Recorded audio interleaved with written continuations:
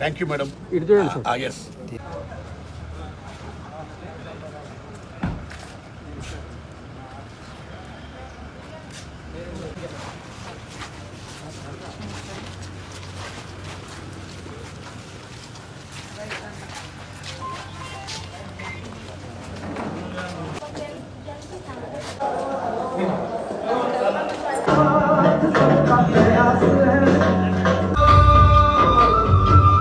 చూడాల్సినటువంటి సినిమా.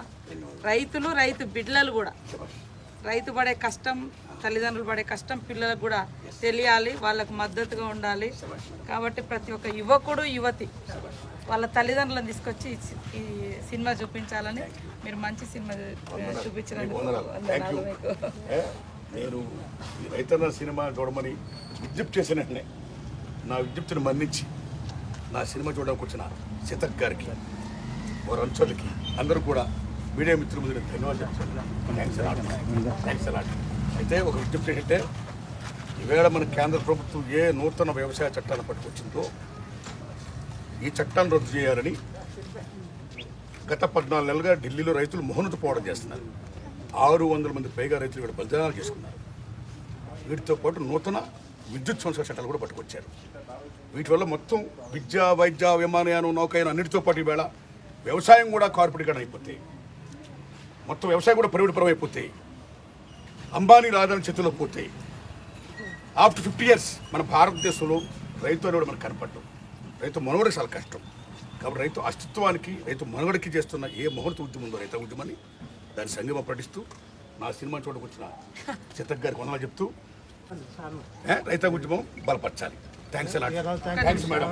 అందరికీ కూడా పత్రికా మీడియా సోదరులకు, ఎలక్ట్రానిక్ మీడియా, ప్రింట్ మీడియా సోదరులకు అందరికీ నమస్కారాలు.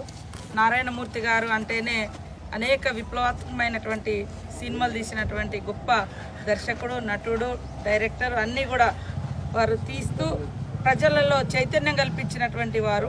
అదేవిధంగా ఈరోజు రైతన్న సినిమా కూడా అదే స్థాయిలో తీసుకురావడం జరిగింది. ఇందాక వారు చెప్పినట్టుగా, నారాయణమూర్తి గారు చెప్పినట్టుగా గత 14 నెలలుగా ఢిల్లీ సరిహద్దుల్లో మరి ఉత్తర భారతంలో ఉన్నటువంటి రైతులంతా కూడా పెద్ద ఎత్తున పోరాడుతున్నారు.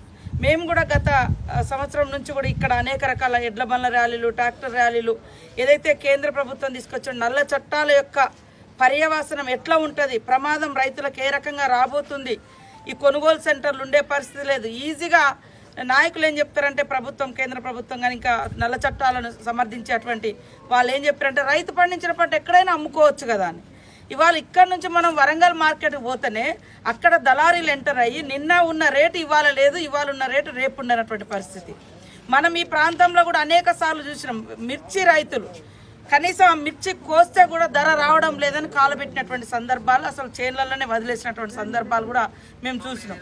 కాబట్టి ప్రతి దానికి ఒక ఉద్యమ చరిత్ర ఉంది. ప్రజలు చైతన్యవంతంగా, రైతాంగంలో కూడా ఒక ఐక్యంగా కనుక వాళ్ళు ఉద్యమిస్తే నిజంగా ఈ దేశ ఆకలితో అల్లాడుతుంది.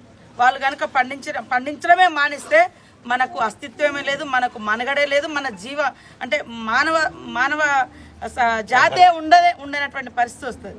కానీ ఇవన్నీ రైతును మర్చిపోయి, రైతును చిన్న చూపు చూసి, రైతుతో ఏమీ కాదన్నటువంటి నిర్లక్ష్య వైఖరి, కేవలం కార్పొరేట్ కంపెనీలకు దారాదత్తం చేసే విధంగా. అన్నపూర్ణ దేశం ఇది, వ్యవసాయ ఆధారిత దేశం. మనము వ్యవసాయమే ఈ దేశానికి వెన్నెముక. అలాంటి ఈ దేశాన్ని ఈరోజు మరి నిర్లక్ష్యం చేస్తూ కేవలం కార్పొరేట్ కంపెనీలకు, వ్యవసాయం కార్పొరేట్ కంపెనీలకు, ఇవాళ ప్రభుత్వ రంగ సంస్థలన్నీ కూడా కేవలం కొన్ని సంస్థలకు ఇవ్వడం మూలంగా, ప్రైవేటు వాళ్ళకి చేయడం మూలంగా రేపటి నుంచి రోడ్డు మీద నడవాలన్నా కూడా రోడ్డు కూడా ఎవరికో కట్టబెట్టేస్తూ ఉన్నారు.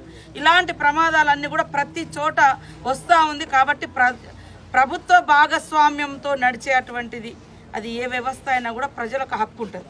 ప్రైవేటైజేషన్ అయిన తర్వాత మనం అడుక్కోవాలి.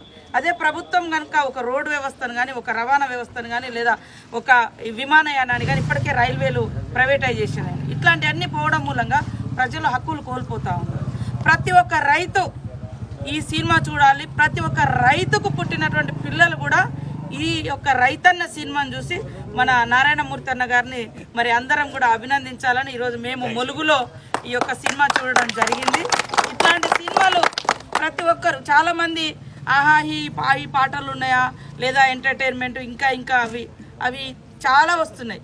కానీ ఇట్లాంటి మన ఆత్మగౌరవాన్ని, మన ఆత్మవిశ్వాసాన్ని, మన ఐక్యతను చాటే విధంగా, చరిత్రను చాటి చెప్పే విధంగా వచ్చేటువంటి సినిమాలు ప్రతి ఒక్కరు కూడా ఆదరించాల్సిన అవసరము, బాధ్యత మన మీద ఉందని ఈ సందర్భంగా తెలియజేస్తూ మీకు మరొకసారి ధన్యవాదాలు.